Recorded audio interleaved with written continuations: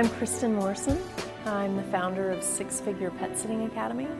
You know, we're all ordinary in our uniqueness, and when we set powerful goals, it creates the extraordinary. So it's not about being an extraordinary person. It's really, in my opinion, it's about setting extraordinary goals and thus achieving them and then creating an extraordinary life. Six Figure Pet Sitting Academy helps pet sitters and dog walkers achieve success in all areas of their business. And I don't just focus on business, I focus on the whole person, and that includes the personal life as well as the business life. And together, creating a whole life. Are you living your life from your heart? And what does your heart say about that? Bali is a very heart-centered culture. And when I came back, I've really taken that on. I've taken it to heart, you know? And so a good way to kind of explore this question is to ask your heart, what do you want?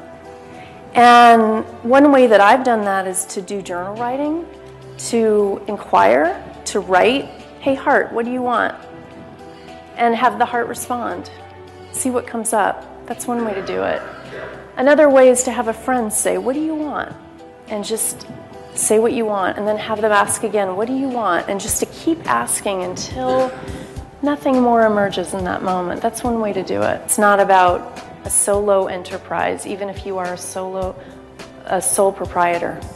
It's really about surrounding yourself with people who can nurture you towards succeeding. My experience was it couldn't have been better.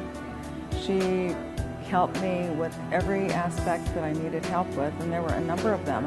I coached with her for quite a while. I've gotten a lot of marketing tips from her. Oh, it was so terrific. I love her energy. She's just so grounded and just really clear and funny and just really gets the point across. She simplifies everything, and she's just I think she's an incredible teacher. I really felt good about my talk today. It was fun to connect with the audience and to have this sense of meeting people for the first time. I do a lot of coaching via virtual means, you know, the phone and Skype and things like that, and it was just fun to get to actually see people's faces and connect with them. This was the first time I've ever met any of my coaching clients. What happens is I coach them, and then they often go off on their merry way and create success, and then sometimes I don't hear from them because they're doing so well. Yeah, it's a good thing. I want that, and it was so rewarding to have them come back today and say, things are really going well in my business, thanks to you. I'm really feeling